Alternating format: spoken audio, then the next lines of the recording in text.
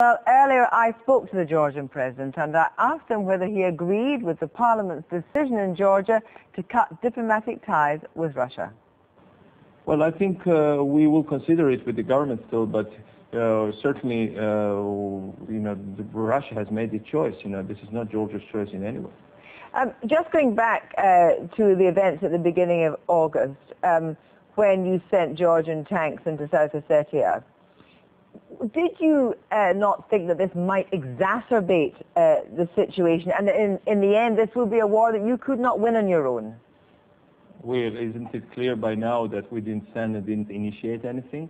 I mean, I have here, for instance, passports found in one of the cars of Russian military patrols, already issued, pre-issued for all the citizens of Georgia living in the area, newly issued and dated back to 2004, 2005.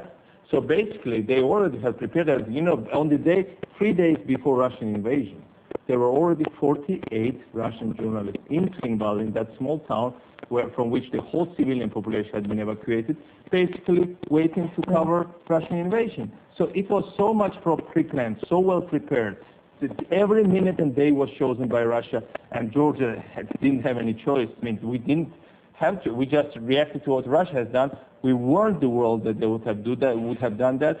Nobody really listened to us, and unfortunately it happened as it happened. But surely as a president of a country that neighbours Russia, you have to think about a future which is friendly with Russia, and the language you use would suggest that that is not possible as long as you're in charge.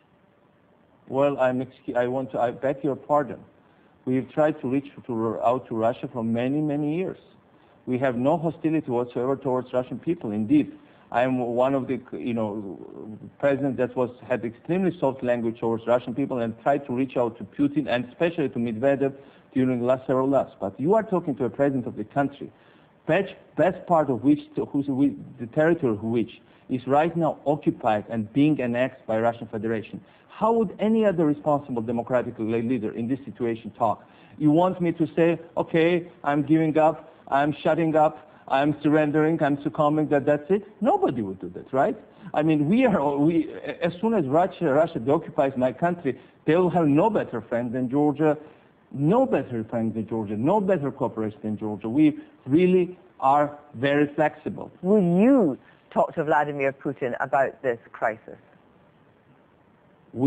I tried to reach out to them before this crisis erupted, although it was in the making for many months.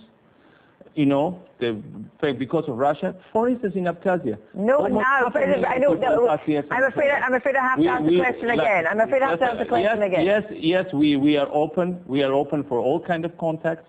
Yes, we are always open for talks. We've always been flexible, not at the expense of freedom, sovereignty of my country, but on every other issue, we've always been open to negotiate with the Russians. We still are. But the point here is there are certain red lines that have been crossed, and no other responsible democratic government would tolerate that. So, just to be quite clear, are you saying that you would, without any preconditions, be prepared to speak to Vladimir Putin about your future in Georgia and the future relations between Georgia and Russia? The point here is we've always been open, we still stay open, but with sole condition, the occupation of my country. Get out the troops of my country, free the country, let my people be free, and of course, we are very open. We want to talk about this, how to free my country. We want to talk about how to arrange our relations in the future. And we are as flexible as one can get. We've never used inflammatory language in the past. We only responded to what they've done recently to us. President Saakashvili, thank you very much. Thank you so much.